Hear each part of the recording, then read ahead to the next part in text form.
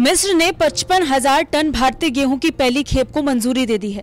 मिस्र के अल्केजेंड्रिया बंदरगाह पर पहली खेप पहुंचने के बाद गेहूं की जांच की गई और तय मानकों पर खरा उतरने के बाद इसे हरी झंडी मिली। खबरों के मुताबिक मिस्र ने भारत द्वारा भेजे गए गेहूं की गुणवत्ता की सराहना की। पिछले कुछ दिनों से भारतीय गेहूं को लेकर काफी हंगामा मचा था।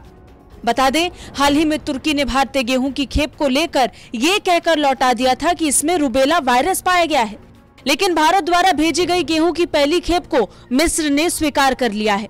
साथ ही गेहूं सभी तरह की जांच में सही पाया गया है। द हिंदू बिजनेस लाइन के एक निर्यातक के हवाले से लिखा गया, गेहूं बेचने के लिए मिस्र सबसे कठिन बाजार है, साथ ही बड़ा बाजार भी है, और जिस तरह से मिस्र ने भारतीय गेहूं की पहली खेप को स्वीकार किया है, ये तुर्की के लिए एक जोरदार झटका है, जिसने 2 सप्ताह पहले ही भारतीय गेहूं की खेप को लौटा दिया था। निर्यातकों का मानना है कि मिस्र को गेहूं के एक्सपोर्ट से व्यापार के अवसर खुलेंगे। इससे पहले भारत ने 13 मई को गेहूं के निर्यात को प्रतिबंधित कर दिया था, मगर मिस्र को पहुंची गेहूं की पहली खेप की बिक्री सरकार द्वारा प्रतिबंध लगाने से पहले हुई थी। निर्यात से पहले मिस्र की एक आधिकारिक टीम ने भारत का दौरा कर तमाम तरह की सुविधाओं की जांच की थी।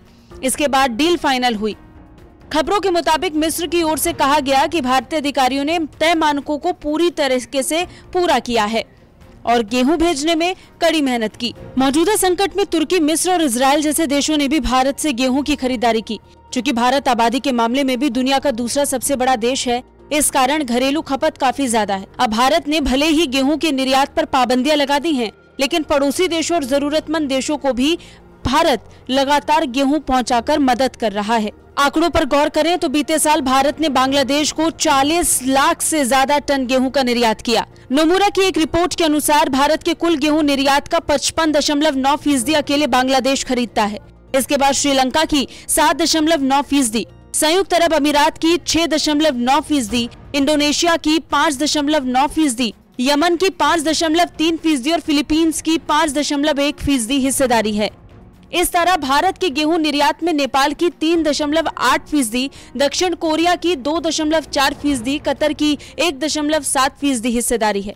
आंकड़ों से साफ जाहिर होता है कि कैसे विश्व के कई देशों को गेहूं के लिए भारत पर निर्भर रहना पड़ता है और कैसे ऐसे मुश्किल वक्त में भी भारत लगातार अपने पड़ोसियों और जरूरतमंद देशों की मदद के लिए खड़ा रहा है।